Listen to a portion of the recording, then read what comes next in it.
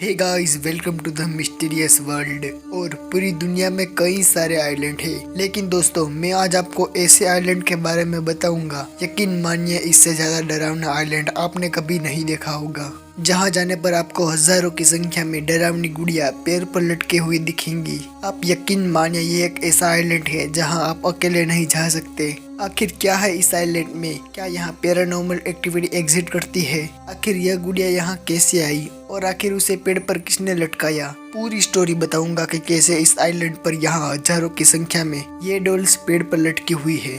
दरअसल ये island Mexico city के साउथ की ओर ला इस्ला डेला नाम की जगह पर यह आइलैंड मौजूद है। आप यकीन मानिए यहाँ हजारों की संख्या में डॉल्स यानी गुड़िया को रस्सी की मदद से टांगा गया है। सन 2001 से पहले यह नॉर्मली एक आइलैंड ही था, लेकिन 2001 के बाद यह डरावनी डॉल्स की जगह बन गया। आप इमेज में देख सकते हो ये आइलैंड ऐसी गुड़िया से भरा पड़ा है और अभी के समय में यह आइलैंड टूरिस्ट प्लेस भी बन चुका है। लेकिन हैरानी की बात यह है कि इस जगह पर आने वाले लोग बिना गाइड के इस लैंड में नहीं घूम सकते। हालांकि वहाँ की गवर्नमेंट ने इसे हॉन्टेड प्लेस घोषित नहीं किया गया, लेकिन यहाँ जो लोग रहते हैं वो बताते हैं कि हजारों की संख्या में ये लटके डॉल्स आपस में कम्युनिकेट करते हैं, यानी बातचीत करते हैं, आंखें घुमाते हैं और इशारों में सबको बुलाते हैं। हैरानी की बात यह है कि यह आइलैंड पहले ऐसा नहीं था। लगभग एक सदी पहले यह साधारण आइलैंड की तरह ही था, लेकिन सन 2001 में साधारण से दिखने वाले आइलैंड को हॉन्टेड बनाने के पीछे एक लंबी कहानी है।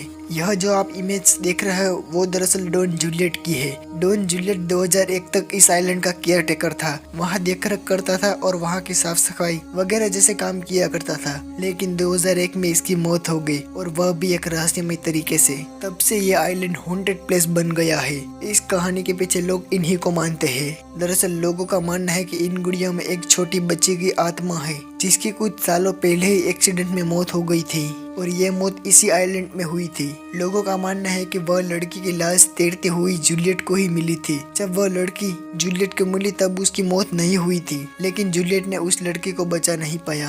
आप यकीन मानिए वहाँ जो लोग रहने वाले हैं उसने बताया कि बच्चे की मौत के कुछ ही देर बाद वहाँ से उस कैनाल से जो बच्चे की तैरती हुई लाश मिली थी उसी कैनाल से ये गुड़िया तैरती हुई आई थी। तब जूलियट को लगा कि शायद यह गुड़िया इस बच्चे की कोई खिलौने वाली डॉल होगी। ऐसा मानकर उस लड़के को जहाँ दफनाया था वहाँ उसी जगह पर पेड़ पर लटका दिया। फिर आप यकीन मानिए उसे कुछ ही दिनों बाद दिन में उसे कई सारी गुड़िया मिलती रहती थी। जब वो आइलैंड की साफ सफाई करता था तब उसको यह गुड़िया किसी अजीब तरीके से मिलती थी। अजीब तरीके से मेरा मतलब वहाँ इस आइलैंड में पहले लोग कम विजिट किया करते थे और खास करके बच्चे। तो आखिर ये इतनी सारी गुड़िया यहाँ कैसे आ रही थी ये आज तक किसी को नहीं पता। और ये शाम को वापस अपने जगह पर बहुत सारी मिली हुई डॉल्स को रस्सी की मदद से पेड़ पर लटका देता था। लेकिन लोगों का यह मानना था कि जूलियट इस बच्ची को नहीं बचा पाया, उसका पछतावा अभी तक था उसे। और इसी पछतावा में यह गुड़िया को टांगता गया और टांगते टांगते उसने हजारों की संख्या में इस जगह पर गुड़िया को टांग दी। हैरानी की बात यह है कि वहाँ के रहने वाले लोगों का दावा था कि